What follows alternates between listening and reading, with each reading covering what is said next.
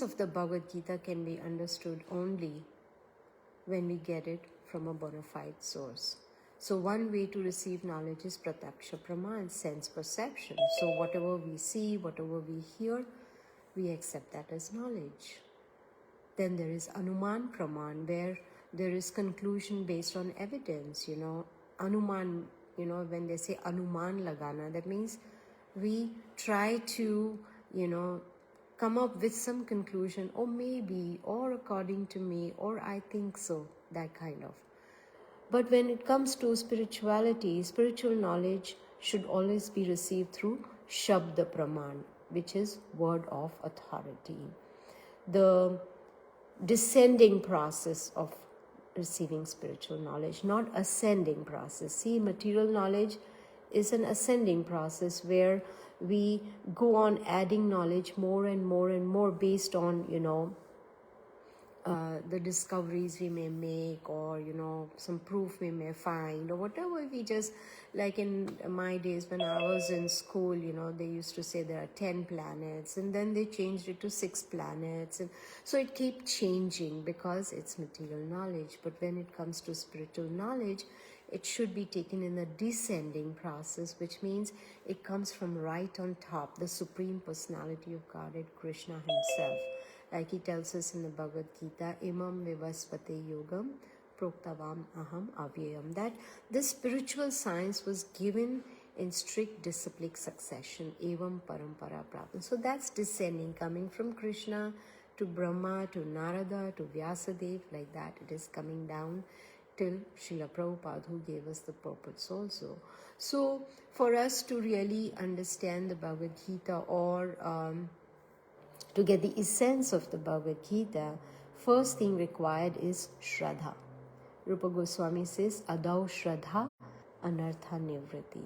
So first there has to be Shraddha, that basic faith that Bhagavad Gita is spoken by Krishna. And Krishna is the Supreme Lord, as Bhagavad Gita says, Shri Bhagavana Uvacha, the Supreme Lord said. Though these are words of the Supreme Lord. So when we have that basic faith, Shraddha, then we need to do Sadhu Sangha, which means associate with like-minded spiritual people, like you all do. You all associate with Prerna. You all come together and you all learn the Bhagavad Gita, all together. So that Sadhu Sangha will help us to come to the next stage, which is Bhajana Kriya.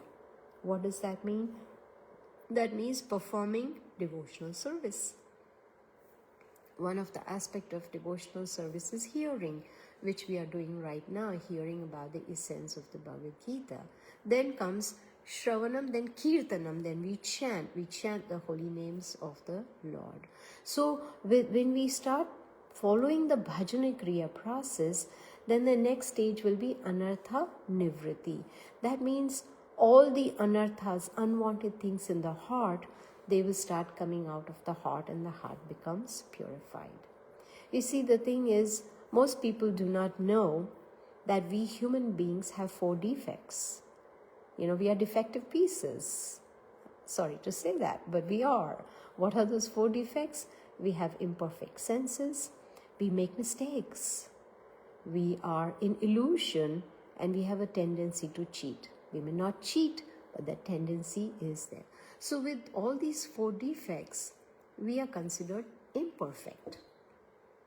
So imperfect people cannot give perfect knowledge. Perfect knowledge has to come from the perfect source, which is Krishna himself, and it's coming down. So in that strict disciplic succession, we get this Bhagavad Gita as it is. Not Bhagavad Gita as I want it to be, or Bhagavad Gita according to me. No, Bhagavad Gita as it is, as it was spoken by Krishna himself. You see, Bhagavad Gita is such a powerful book. It is an owner's manual for us that teaches us how to eat, how to sit, how to talk, how to work, how to be happy. You see, so it's our manual. And if we somehow or the other take interest in learning the Bhagavad Gita, the essence of the Bhagavad Gita, then our life will be sublime. So with the help of Bhagavad Gita, Krishna teaches us how to balance our material life and a spiritual life together. How? By teaching us the yoga ladder. Excuse me, teaching us the yoga ladder. Karma yoga, Jnana yoga, Dhyana yoga, Ashtanga yoga, Bhakti yoga, which is the topmost. And we will see, as you learn the Bhagavad Gita, we will realize that Krishna is talking about very important 5 subject matters. Who is God? Who are we, the spirit soul? Karma, eternal time, and material nature.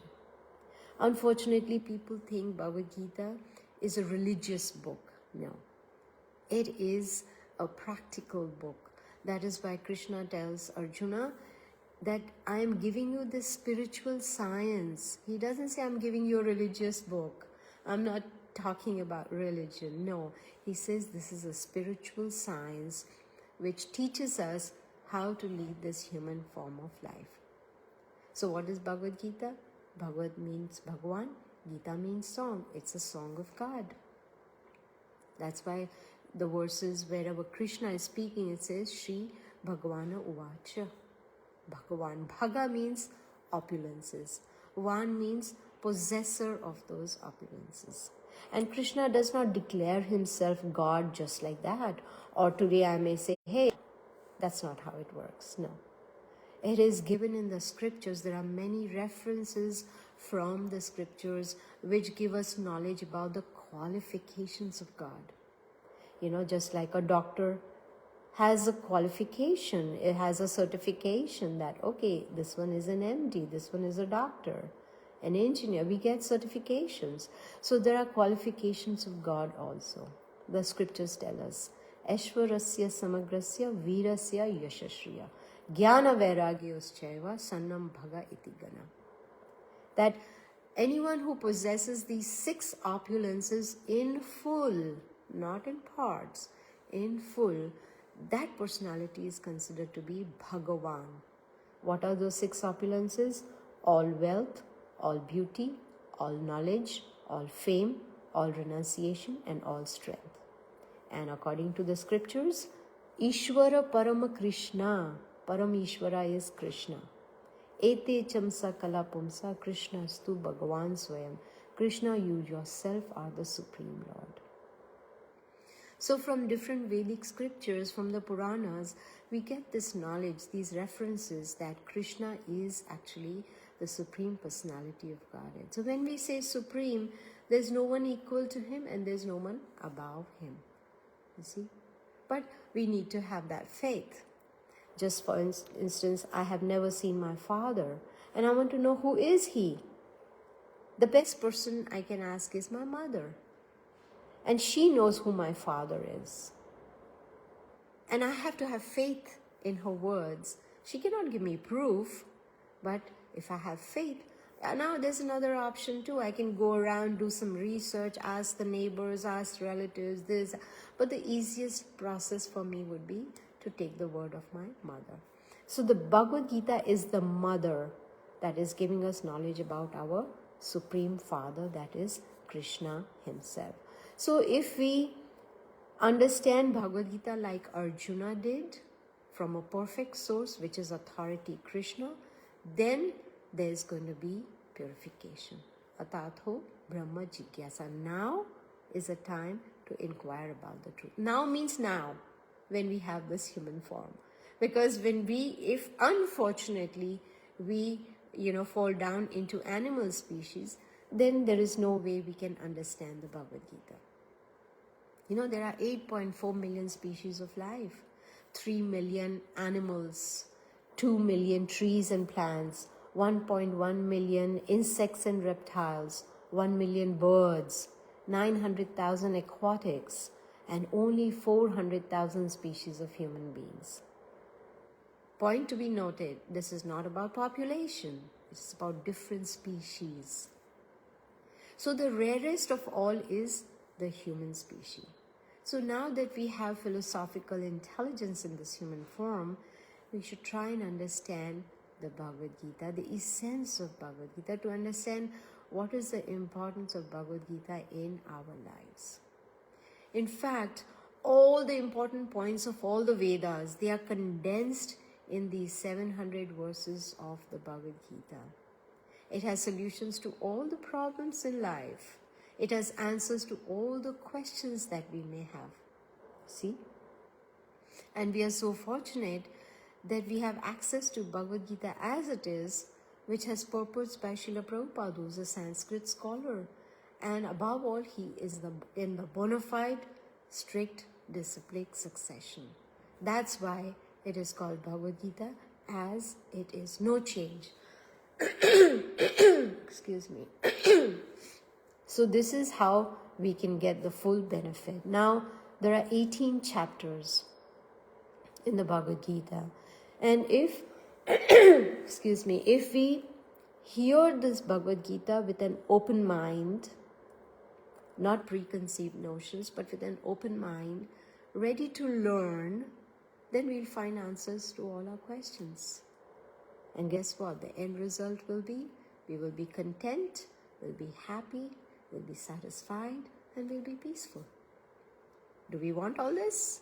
If yes, open the Bhagavad Gita and read it, or hear the Bhagavad Gita classes by Prerna and Ram. Hear it.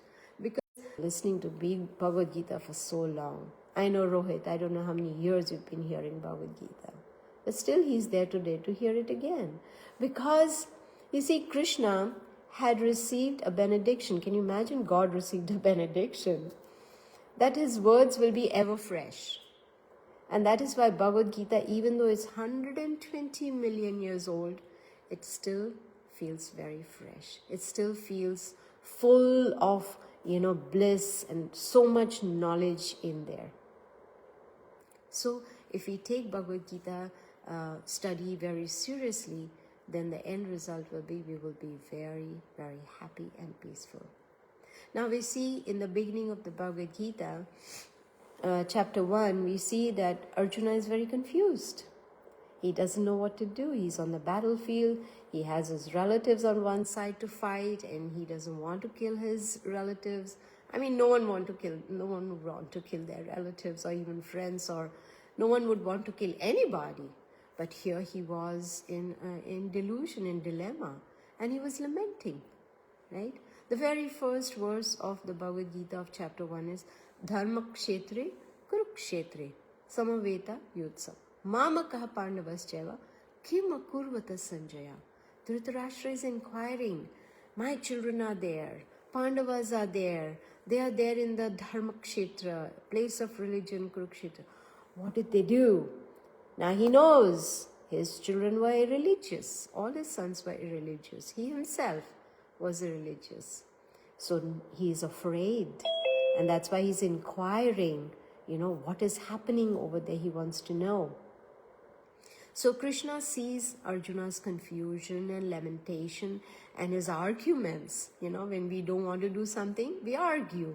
Like, what should I do? What's the benefit? I don't think so. I think this is better. We start arguing if there's something we don't want to do. And that was the position of Arjuna. He did not want to fight. So he gave so many reasons to Krishna. But Krishna, from chapter 2 onwards, he smiled. And he started teaching Bhagavad Gita to Arjuna. He told him, the first thing you need to realize, you're not this body, you are a spirit soul. That is the foundational knowledge of the Bhagavad Gita, to understand I am a spirit soul. Dehi no asmin yatha dehe kaumaram yauvanam jara tatha dehantara praptir dhiras tatra na muhyati. Krishna tells Arjuna, as the spirit soul continuously passes from boyhood to youth to old age, similarly the soul passes on to another body at the time of death. A sober person, dhira, a sober person, is not bewildered by such a change. He's explaining to him, na jayate mriyate, the soul never dies. There is no birth or death for the soul.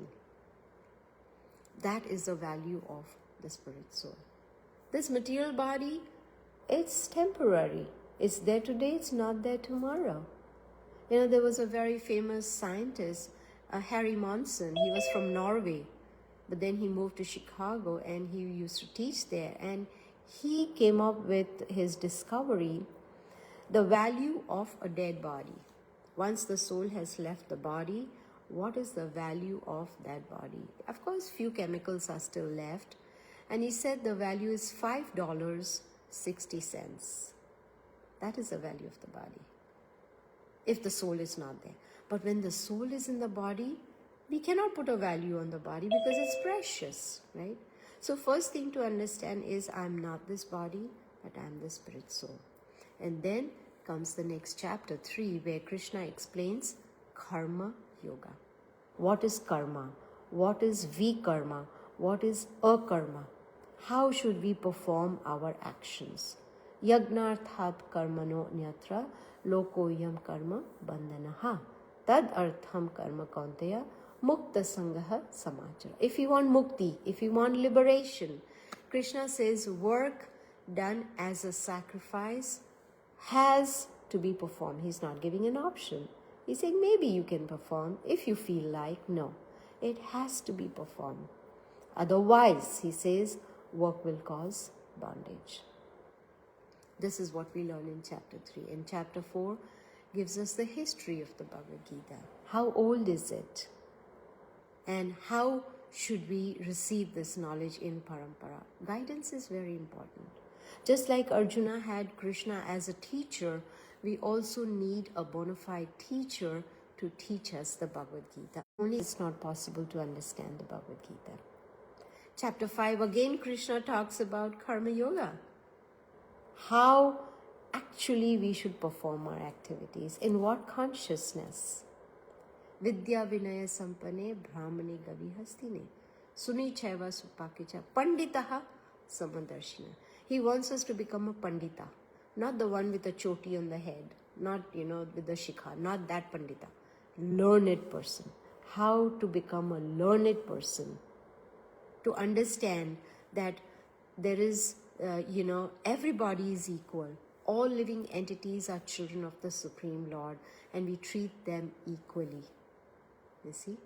It doesn't matter whether it's a dog, an elephant, or a brahmana, whoever it may be, we see them equally.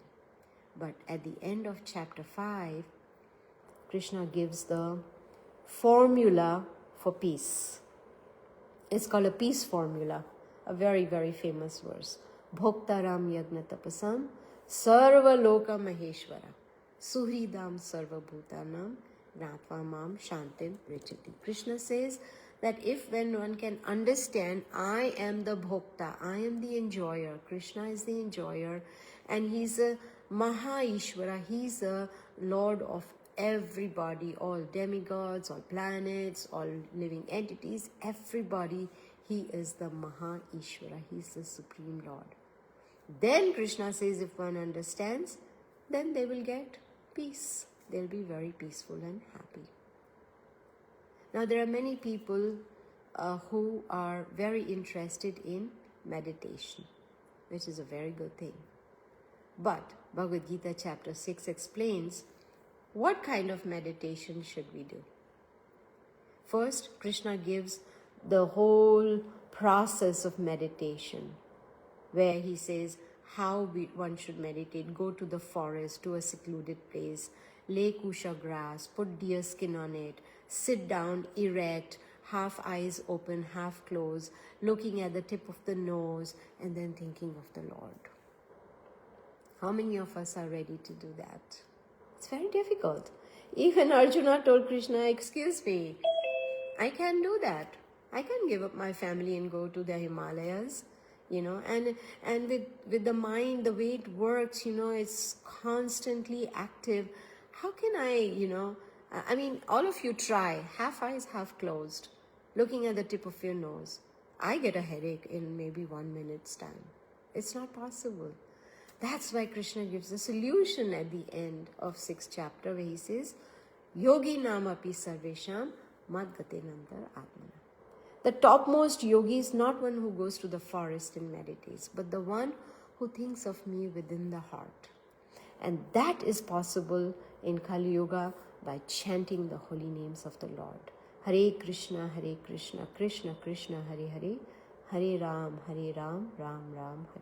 This is how we can do dhyan. We can meditate on the sound vibrations of the holy name. Chapter 7 talks about 4 kinds of people who surrender to Krishna and 4 kinds who do not. Then one may say, why is Krishna talking about that? So that we can contemplate on it and see in which category do we fall. Do we fall in one of those who surrender or those who do not surrender? He says, Na mam dushkritino mudha prapadyante naradhama. Mudha. He says dushkritina. That means there are 4 kinds of miscreants who do not surrender unto Krishna. Mudha is grossly foolish.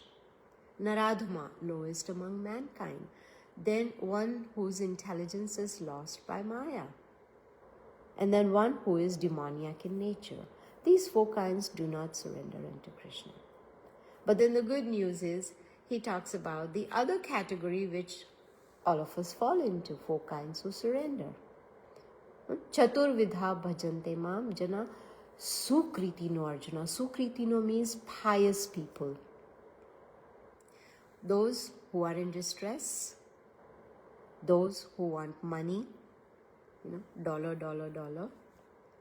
Those who are inquisitive, and those who want knowledge. Krishna says these are 4 kinds who surrender unto me. So, from this we can understand, even if we want money, we can go to Krishna. We want knowledge, we can go to Krishna.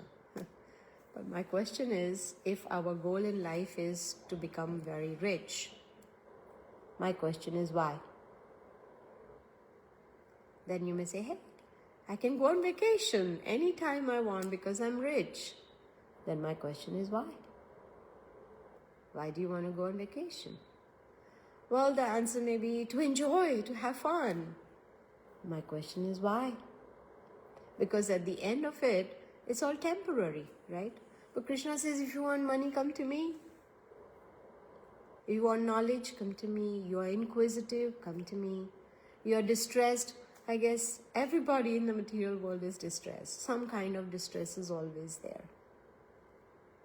So this is what we learn, and we can then contemplate in which category do I fall. Now in chapter 8, Krishna talks about how to attain him. Yam yam vapi smaran bhavam tyajat ante kalevaram tam tam evati kantya sada tad bhava bhavita. Bhava. Whatever we are thinking at the time of death, to that state we will attain without fail, Krishna says, without fail. Which means we have to train our mind in such a way that we are conscious of Krishna all the time, because we never know when is going to be the last moment. We don't know what are we going to think about, right? So it's very, very important to understand from chapter 8 how to attain Krishna. Because one may say, hey, I want to go to the heavenly planets. Because there's a lot of opulence there. There's a lot of enjoyment and fun. But Krishna tells Arjuna, Abhrama bhuvana loka punar avartino Arjuna. Mam upetya tu kantaya punar janma na vidyate. If you don't want punar janma, if you don't want to come back into this material, go to the Brahma Loka, which is the highest material planet. Krishna says we have to come back. But one who reaches the spiritual planet, Krishna Loka, then there is no coming back. Now chapter 9 is most confidential knowledge. You may say, how is it confidential? Anyone can open the Bhagavad Gita and read it. Or hear it. We are talking about it today. No. It remains most confidential until and unless Krishna sees our sincere endeavor to follow Bhagavad Gita. Then he bestows his mercy upon us, and then we are able to understand this most confidential knowledge. Tesham satata yuktanam bhajatam priti purvakam dadami buddhi yogam. Buddhi is intelligence. So when Krishna sees that we are worshipping him with love and devotion, we are following his instructions, then he gives his mercy, gives us the intelligence by which we can understand this most confidential knowledge. And what's the most confidential knowledge? Satatam kirtayanto mam. Always chanting the glories of the Lord. Now, after speaking about all different subject matters in chapter 10, Krishna describes his opulences. When we hear about opulence of somebody, then we have greater appreciation, right? We appreciate that person more. So here Krishna is describing his opulence, and he says, Aham sarvasya prabhavo mataha sarvam pravartate. That everything emanates from me. Everything is within me and everything comes from me, whether it is living entities, demigods, planets, whatever, name it, everything comes from me. After describing his opulences, then in chapter 11, he gives a practical demonstration. He shows his universal form, right? He's giving us the proof. Just like if I tell you I'm God, you don't need to believe me until and unless I show you I am God. I give you the proof. So Krishna gives the proof in chapter 11. He shows the universal form in which Arjuna sees everything and everybody inside. So after hearing about the opulences, and Arjuna realizes, oh, this is the Supreme Personality of Godhead, then in chapter 12, he begs for more mercy. He begs to know what can he do? What is devotional service? And Krishna explains the whole chapter 12, Bhakti Yoga, devotional service. How to perform devotional service to him. Chapter 13 is about material nature. It's important to know what is this material nature, how is it created, who creates, who maintains, who annihilates. So when we understand the material nature, then we can understand that we are in this material world, in this material body, doing all material things, but forgetting about spirituality. So in chapter 14, Krishna talks about 3 modes of material nature, that how goodness, passion, and ignorance affect our consciousness, how we operate in one of the 3 modes, or sometimes a mixture of these modes. But he explains towards the end that we need to transcend these 3 modes and come to the mode of pure goodness. He says, Mam chaivyo vyapicharena bhakti yogena sevate sagunan samityatan brahma bhuyaya kalpate.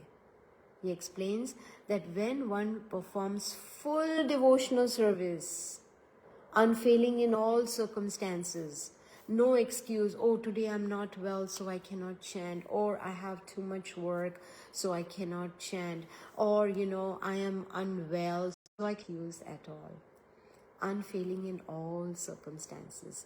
Then what is the result? Krishna says that person at once transcends the 3 modes of material nature and comes to the mode of pure goodness.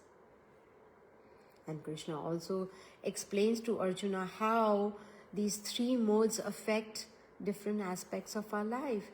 You see, the food that we eat falls in 3 different modes. Our determination is in 3 modes. Our understanding, our happiness, everything falls in the category of these 3 modes of material nature. So the idea is to learn the Bhagavad Gita and transcend, for instance, food. We can offer food only that is in the mode of goodness. But then we need to transcend that and bring it to pure goodness. And the simple process is offer the food in the mode of goodness to Krishna, and it automatically becomes food in the mode of pure goodness. So that is what we learn in chapter 14. Chapter 15, Krishna talks about yoga of himself, yoga of the Supreme. He gives us an indication about who he is, where he is, and what does he do. He says, Sarvasya chaham hridi sanivishto. I am situated in everyone's heart as super soul, Paramatma.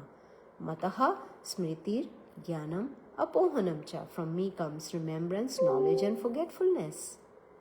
Vedescha sarver aham eva vedyo vedanta krit veda vid eva chaham.